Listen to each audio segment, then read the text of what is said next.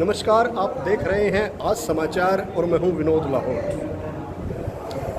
पिछले 5-6 दिनों से समालखा के रघुनाथ मंदिर में भगवान गणेश जी का उत्सव मनाया जा रहा है।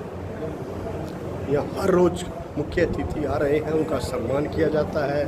तरह तरह की यहाँ प्रतियोगिताएं आयोजित की जाती हैं और आज भी बड़ी मस्ती यहाँ पर की गई। महिलाओं ने बड़ी मस्ती की, भजनों पर झूमे। नंदी बाई के द्वारा यहाँ शुभ आशीर्वचन भी दिया गया। आज हम गणेश भगवान जी की उत्पत्ति के बारे में बात करते हैं और इस पर बात करने के लिए हमारे साथ रघुनाथ मंदिर के जो मुख्य पुजारी हैं बाबूलाल जी, वो हमारे साथ हैं। उनसे बात करते हैं। बाबूलाल जी नमस्कार। जी सर, पिछले 5-6 दिनों से यहाँ मंदिर में उत्सव चल रहा है गणेश जी का। गणेश महोत्सव मनाया जा रहा है। यह गणेश जी के उत्पत्ति के बारे में कई तरह की भ्रांतियाँ हैं, कई तरह के सवाल उठते हैं। तो उनकी उत्पत्ति कैसे हुई थी, थोड़ा प्रकाश दर्शकों को बताइए। गणेश जी की उत्पत्ति की कथा इस प्रकार से है कि एक समय भगवान शंकर जी बहुत लंबी तपस्या के लिए जाने लगे। तब पार्वती जी ने उनसे कहा कि भगवान आप इतने दिन के लिए जा रहे हो तो मैं अकेले कैसे रहूँगी।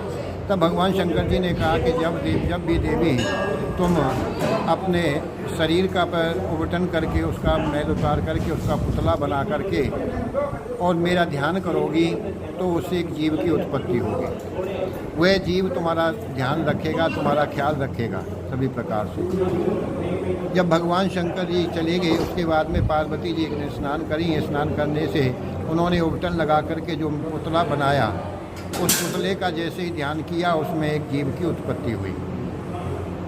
जब काफ़ी दिनों की तपस्या के बाद में भगवान शंकर जी वापस आए तो वहाँ पर उन्होंने एक लड़के को खड़ा हुआ दरवाजे पर देखा। तब उन्होंने उस लड़के से कहा कि मैं अंदर जाना चाहता हूँ, मैं यहाँ का मालिक हूँ, मैं यहाँ का स्वामी हूँ। तब उसने कहा कि मेरी माता का आदेश नहीं है, मेरी माता स्नान कर रही हैं, इसीलिए आप अभी अंदर नहीं जा सकते। तब जो है उसने भगवान शंकर ने उसे कई बार कहा, लेकिन भगवान शंकर को बालक नहीं माना। तब भगवान शंकर ने क्रोधित होकर के उसका जो है बच्चे का सिर अपने त्रिशूल से काट दिया और उसका त्रिशूल से सिर काट करके वो अंदर चले गए। जब पार्वती जी को जाकर उन्होंने पार्वती जी से पूछा कि भगवान मैंने द्वार पर एक बालक को खड़ा कर रखा था, आप अंदर कैसे आई। तब उन्होंने कहा कि वो बालक तो बड़ा उद्दंड था, मैंने उसका अपने त्रिशूल से सिर काट दिया है। जब वो ये बात कही तो पार्वती जी एकदम विलाप करने लगी कि भगवान वो तो मेरा ही बेटा था, आपने उसका सिर काट दिया, आप उसको दोबारा से जीवित करो तभी मैं जो है जीवित रह सकूँगी, नहीं मैं भी अपने प्राण त्याग दूँगी। तब भगवान शंकर ने कहा कि अपने दूतों से कहा कि आप जाइए और जो माता अपने बच्चे की तरफ पीठ करके सोई हुई हो उस बच्चे का सर आप जो है उतार करके ले आओ। तो सभी माताएं उन्होंने देखा अपने अपने बच्चों को अपनी छाती से लगा करके सुलाती हैं, लेकिन एक हथनी जो होती है वह अपने बच्चे की तरफ जो है पीठ करके ही सोती है। तो उन्होंने देखा कि हथनी अपने बच्चे की पीठ करके सोई हुई है, तो उसने उस बच्चे का हाथी के बच्चे का सर काट लिया और ला करके भगवान शंकर को दे दिया। तब भगवान शंकर ने वह सर उस बच्चे के सर के ऊपर रख दिया तो वह बच्चा जीवित हो गया, लेकिन उसका जो सर था वह तो हाथी का हो गया और धड़ जो है मनुष्य का। ऐसा कुरूप स्वरूप हो गया। तब पार्वती जी बोली कि भगवान ये बालक तो बड़ा ही कुरूप हो गया है, लोग इसको कैसे मानेंगे। तब भगवान शंकर ने उनको आशीर्वाद दिया कि ये बालक ही आज से गणपति के नाम से संसार में प्रसिद्ध होगा और सबसे पहले इन्हीं की पूजा होगी, इनकी पूजा के बिना कोई भी पूजा सफल नहीं होगी।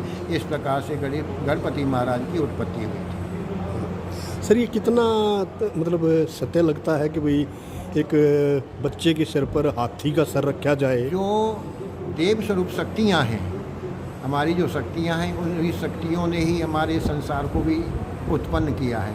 वही उत्पन्न करने वाले, पालन करने वाले और संहार करने वाले भी वही हैं। तो ये जो सभी ऐसी देव आदि शक्तियों के सामने सभी बातें सत्य ही होती हैं। नहीं, जब हम एक तरफ कहते हैं भगवान शंकर त्रिकालदर्शी थे, तो क्या उनको ये नहीं पता लगा कि भाई ये उसका बेटा है? उसका बेटा है, लेकिन ये जो है उस समय जो है सांसारिक जीव को माया दिखाने के लिए भगवान समय समय पर ये लीलाएं करते हैं।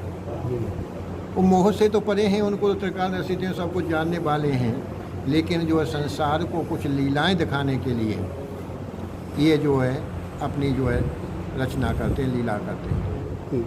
तो कितने देर से गए हुए थे वो शंकर जी जो? शंकर जी जो भगवान शंकर जी कम से कम 12 साल के लिए तपस्या करते। तो 12 साल बाद वापस लौटे? तो तब तक वो नहाती रही?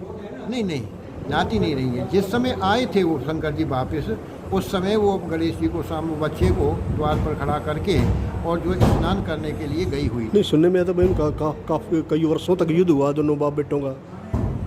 नहीं, इतना तो लंबा वो नहीं चला है, ऐसा तो नहीं है। वो आए हैं, उनका जो है क्रोध में आकर के भगवान शंकर ने उनका सर काट दिया है। चलिए, ये थे रघुनाथ मंदिर के मुख्य पुजारी बाबूलाल जी, जिन्होंने गणेश जी की उत्पत्ति के बारे में विस्तार से समझाया और बताया कि जो शक्तियाँ हैं, जो आदिदेव हैं, वो समय समय पर इस अपनी शक्तियाँ दिखाने के लिए ऐसे प्रदर्शन करते रहे। ये कितना सत्य है इस बारे तो हम नहीं कहेंगे, लेकिन शिव पुराण के मुताबिक इस कथा का यही सार है। विनोद लाहौट, आज समाचार, समालखा।